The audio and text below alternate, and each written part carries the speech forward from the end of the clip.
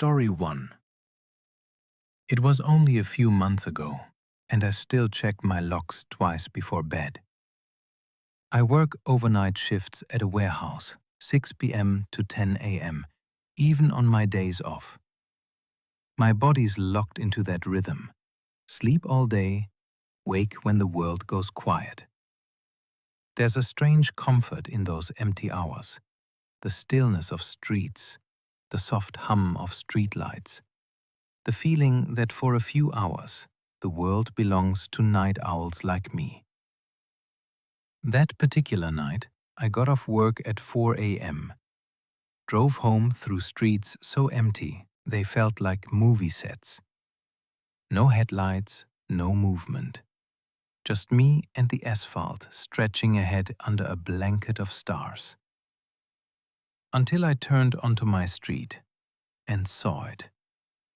An old black sedan parked right at the edge of my driveway.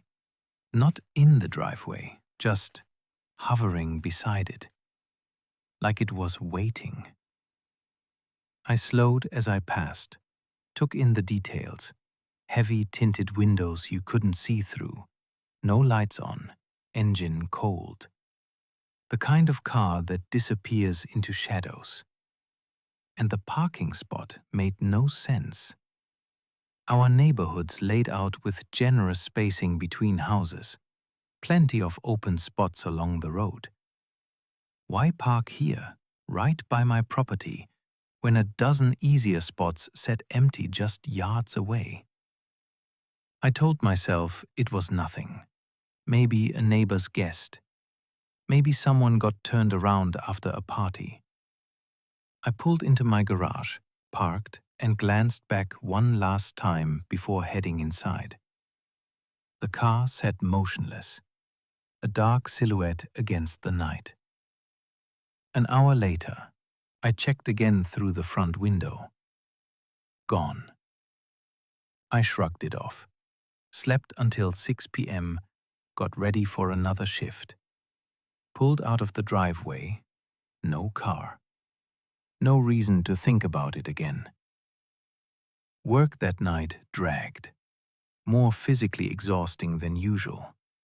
But I looked forward to tomorrow, my night off. A full 24 hours of freedom. I clocked out at 4 a.m. again. Drove home through the same silent streets. And there it was. The same black sedan, same spot, same unnerving stillness. My stomach tightened. I did what I'd done before, slowed as I passed, tried to peer through those impenetrable windows. Nothing, just darkness behind glass. This time, though, I didn't just go inside. After parking in the garage, I walked back down my driveway, 10 feet from the car, no closer. Not comfortable enough to approach directly, especially if someone was inside watching me. And that's when I saw it. A flicker of movement behind the driver's side window. Just a glimpse in my peripheral vision. Could have been a reflection. Could have been my imagination playing tricks in the dim light. But my pulse jumped anyway. Before leaving, I pulled out my phone and snapped a photo of the license plate. Just in case. Better safe than sorry, right? I told myself I'd probably never need it. Went inside. Checked again an hour later. The car had vanished. Again. Strange, but harmless. Or so I thought. I made dinner, watched TV, tried to shake the unease clinging to my shoulders. Eventually, exhaustion won. I slept until 6:30 p.m., woke to a dark sky. Night off meant freedom, so I did my usual, a long walk around the neighborhood to clear my head. Left the house, no car parked nearby. Walked for an hour, saw maybe 2 other vehicles the entire time. Peaceful, normal. Returned home, and my blood ran cold. The black sedan sat exactly where it had the past 2 nights. Same angle, same silence, Same impossible timing. How did it appear after I'd just walked the entire area and seen virtually no one? This time, I didn't hesitate. I walked straight up to the driver's side window, cupped my hand above my eyes, pressed my face close to block reflections, and looked inside. Empty. No driver, no passenger. No bags, no maps, no clues. Just sterile emptiness. Like the car had been placed there deliberately, like a prop on a stage. I went back inside. First thing I did, grabbed my phone from the nightstand where I'd left it charging during my walk, and froze. A notification glowed on the screen. Motion detected. From my security camera system. I have one on the front porch, only triggers if someone's right at the door, and 3 inside cameras covering every main room. The alert didn't specify which camera caught movement. Hands already trembling, I opened the app and tapped the 60-second clip. The first 55 seconds showed nothing. My living room, silent, still, empty. I started to think it was a glitch, a false alarm from a shadow or a draft. Then, movement. In the final 5 seconds, a blur at the very bottom of the frame, so fast it was almost missed. Just a fraction of a second, part of a head, a shoulder, slipping past the camera's edge like a ghost. My hands went numb. The phone nearly slipped from my grip, because I recognized the room instantly. It was my bedroom, the room I was standing in right now. The silence of the house suddenly became deafening. I could hear my own heartbeat thudding in my ears. Slowly, I turned, eyes darting across every corner, every shadow, every space where someone could hide. Was he still here, watching me right now through a crack in the closet door, behind the curtains? Panic surged, hot and sharp. I had to leave, now. I bolted for the doorway, out of the bedroom, into the hallway, and instantly heard it. Movement. From the bedroom I'd just left. By the time my foot hit the top stair, footsteps pounded down the hallway behind me. Fast, heavy, closing the distance. 15 feet, maybe less. I didn't look back, didn't dare. Just sprinted for the front door, threw it open, and ran. Not toward the street, not toward neighbors, but straight into the woods behind my house. Branches whipped my arms, leaves crunched underfoot. My lungs burned, but I didn't stop, didn't slow.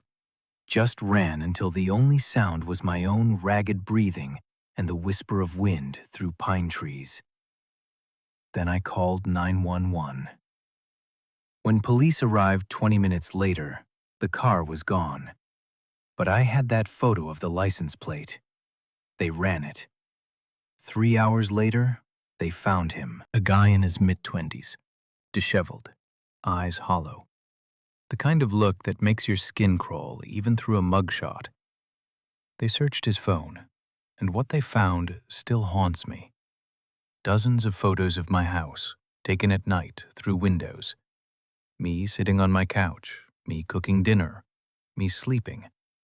Timestamps logged meticulously. Left for work 6:02 p.m. Returned 4:17 a.m. Every day for 2 weeks straight. He'd been watching me, studying me, learning my rhythms. But here's what keeps me up at night. The question police couldn't answer. How did he get inside? My cameras covered every main room, yet he moved through my house undetected until that one fatal second when he slipped into view. Did he know where every camera was positioned? Had he broken in before, multiple times, without ever triggering a single alert? Was that night in my bedroom not his first visit? I don't know, and I'll probably never know. What I do know is this. Sometimes the most terrifying thing isn't the threat you see coming. It's the one that's already been inside your home, watching you sleep, learning when you leave, and waiting for the perfect moment to step out of the shadows. Don't forget to subscribe and like if you like our content. And stay with us. Story 2. 4 years ago.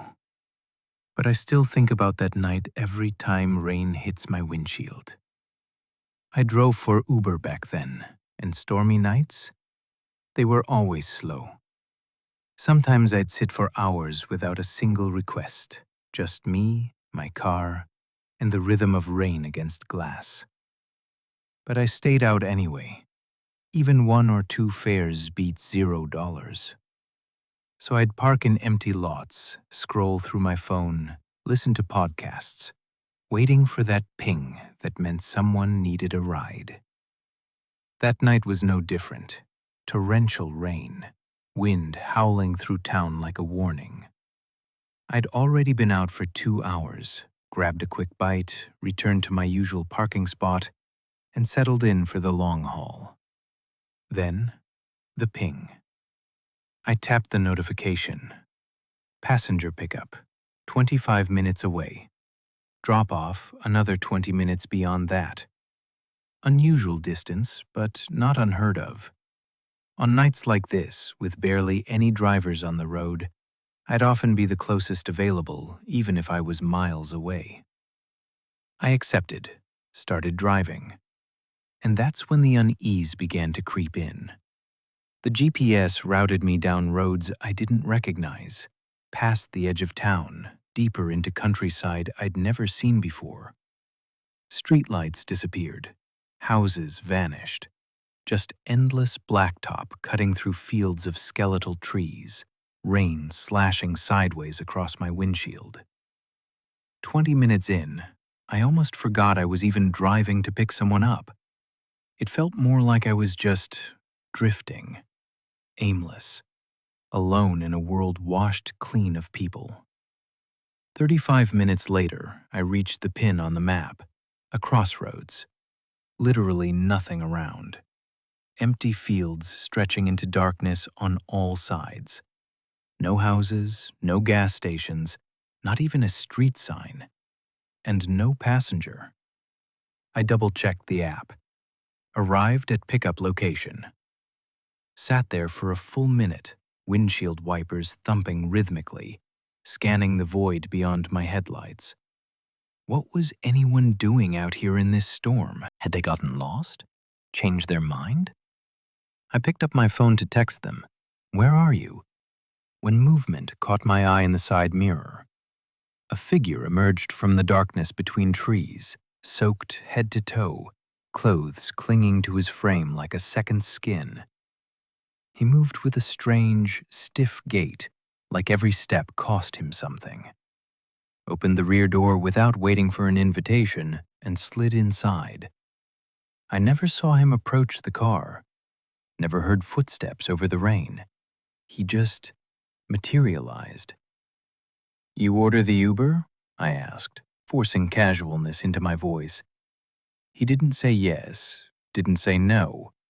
Just stated my first name, flat, emotionless, like he'd been waiting specifically for me. A cold knot tightened in my stomach. I pulled back onto the road, drove in silence for several minutes, the wipers fighting a losing battle against the downpour. And that's when I noticed it. He wasn't sitting on the left or right side of the back seat. He was in the middle, directly behind me, perfectly centered in my rearview mirror every time I glanced back. Like he'd chosen that spot deliberately, to watch me, to be seen. His vibe was off. Not just quiet, not just reserved. There was a tension in his posture, a coiled energy that made the hairs on my neck stand up. His eyes darted constantly, not at the passing scenery, at me, at my hands on the wheel, at the phone mounted on my dash. I wanted to ask what he was doing out here, why he'd chosen this godforsaken crossroads in a storm. But something in my gut warned me, don't provoke him. We drove deeper into nowhere. The road narrowed, trees crowded closer. My knuckles whitened on the steering wheel. Finally, I couldn't take the silence anymore. Hey, so what brings you out here tonight? I kept my tone light, friendly. I mean, with the storm and all? I glanced in the mirror. His eyes snapped away from mine instantly, like I'd caught him doing something he shouldn't. His jaw tightened. He opened his mouth like he was about to speak, then shut it. Completely ignored the question. Just stared straight ahead with a look that wasn't quite anger, but something colder, something calculating. And then he got antsy, shifted in his seat, glanced at the door handle, checked my face in the mirror again, longer this time, like he was weighing options. My pulse hammered against my ribs. Then he spoke. 2 words, sharp, demanding.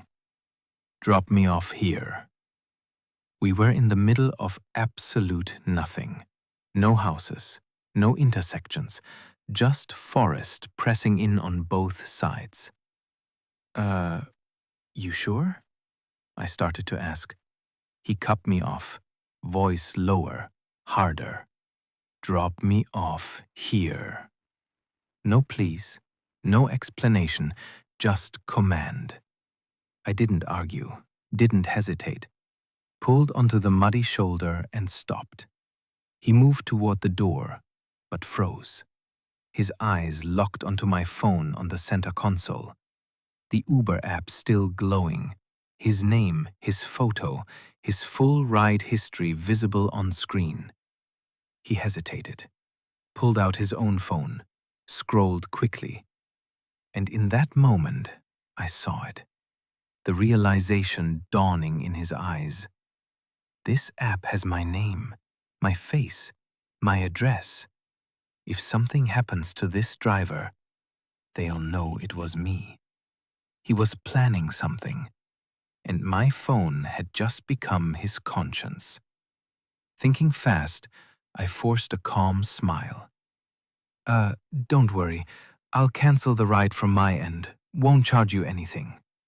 A lie. But I needed him to believe his data would disappear. Needed him to think he could walk away clean. He glared at me, eyes dead, hollow. But after 3 long seconds, he yanked the door open and stepped into the storm. Vanished into the rain and fog within seconds. I didn't wait, didn't look back, just slammed the car into drive and sped away. Tire spraying mud, heart pounding so hard I thought it might break my ribs. I reported him to police that night, gave them everything, the pickup location, his behavior, the gut feeling that something was deeply wrong. They didn't find anything at first. Then, days later, a call. Someone had gone missing that same night. Last seen near the forest just off that crossroads, the exact spot where I'd picked him up. They questioned me for hours, took statements, searched the area.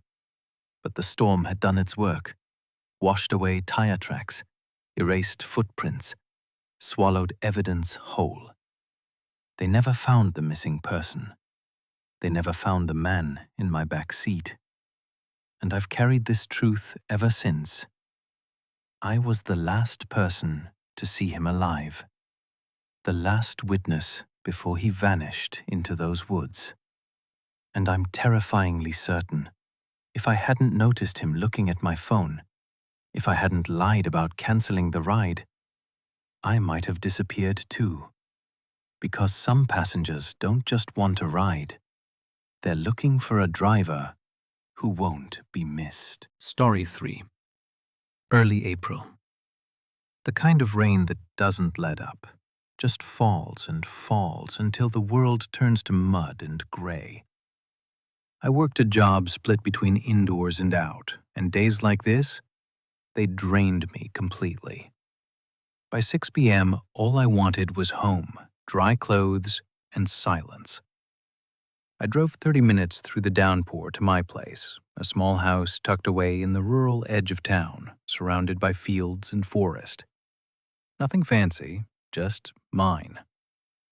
As I turned onto my driveway, a long stretch of dirt that had turned to sludge from weeks of rain, I noticed something odd. Tire tracks, fresh ones, cutting down my driveway, stopping near the house, then turning back the way they came. A three-point turn right in the mud. I didn't think much of it at first. Mail truck, maybe, or a delivery that got the address wrong. But when I stepped inside, no packages, no mail, nothing on the doorstep. Weird, but not alarming. Just one of those small mysteries you shrug off.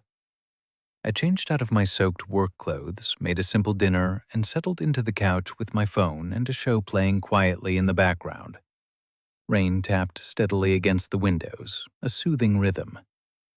For a while, everything felt normal. Then, around 7:30, a sound. A single knock at the front door. Quiet, almost hesitant. And with the rain hammering the roof, I wasn't even sure I'd heard it right. But it felt intentional. I got up, walked to the door, and opened it. Wind and rain smacked me in the face instantly. Cold droplets stung my skin. I squinted through the downpour, porch empty. No one standing there, no retreating figure in the darkness. Just rain slashing sideways and the dark outline of trees beyond. I shut the door quickly, shaking water from my hair.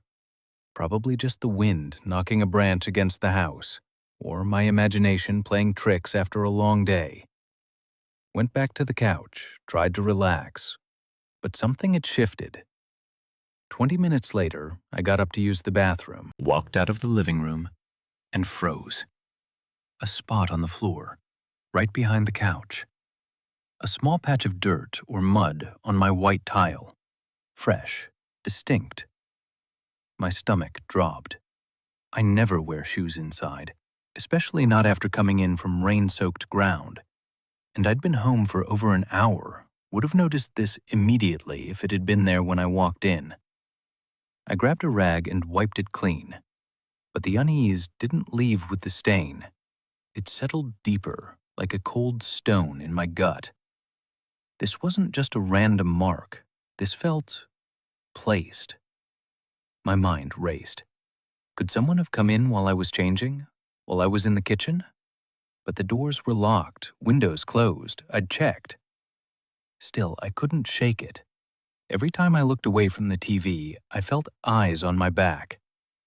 The couch faced the far wall. The entire ground floor stretched behind me, dark and silent. And that silence suddenly felt heavy, watchful. I kept glancing over my shoulder, telling myself I was being paranoid. But the feeling grew stronger, like after watching a horror movie when every shadow feels alive. Finally, I couldn't take it anymore. Turned off the TV, grabbed my phone, walked upstairs to my bedroom, where at least I could sit with my back against a wall, facing the door. No blind spots, no unseen spaces. I had a small TV up there too. Turned it on, tried to lose myself in the show. 20 minutes passed. The tension in my shoulders started to loosen. Maybe I'd just spooked myself over nothing.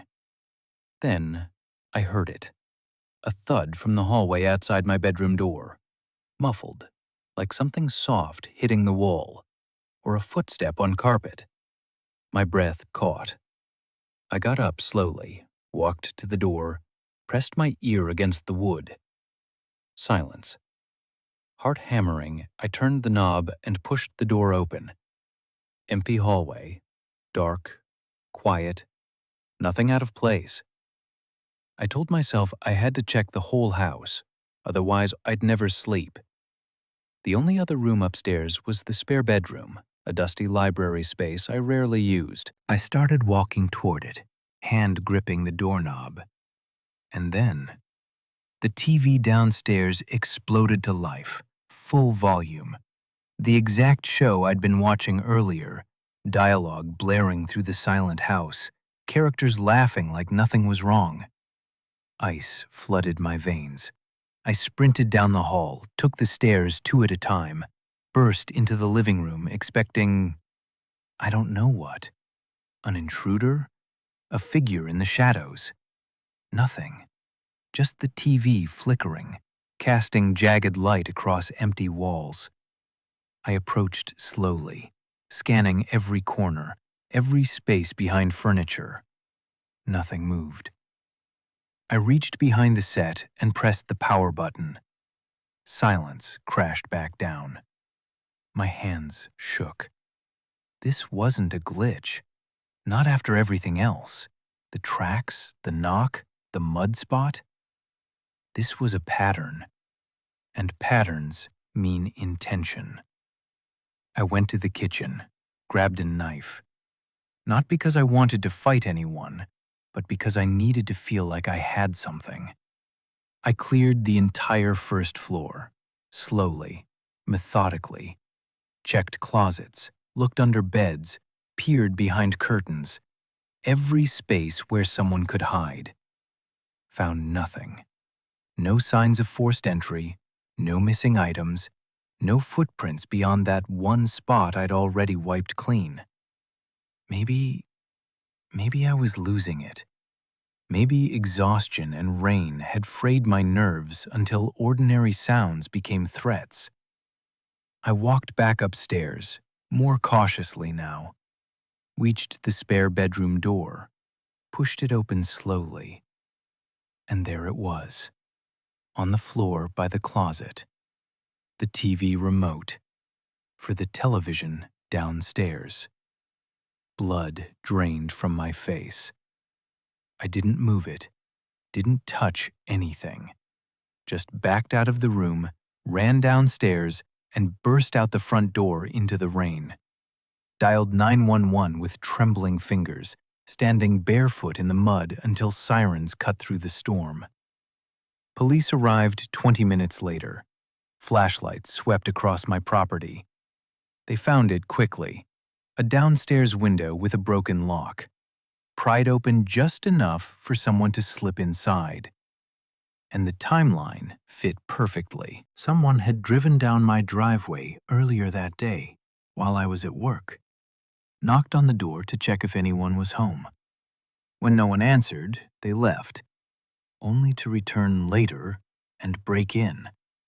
They'd been inside my house all night. Quiet, patient, moving through rooms while I watched TV, while I made dinner, while I sat with my back turned, completely unaware. When I went upstairs to my bedroom, they'd grabbed the remote, carried it up, hidden in the spare room. And when I started walking toward that door, they turned on the TV downstairs as a distraction, gave themselves just enough time to slip out the window and vanish into the rain. Nothing was stolen, no furniture overturned, no obvious motive beyond presence, observation. The simple act of being inside someone else's life without permission. And that's what haunts me most. Because theft you can recover from. Damage you can repair. But the knowledge that someone stood in your home while you lived your ordinary life, that they watched you from shadows you never knew were occupied, that stays with you. Long after the police leave. Long after the locks are changed. Long after the rain finally stops. It still makes me shiver. Because the scariest intruders aren't the ones who take your things. They're the ones who take your sense of safety and leave nothing behind but silence.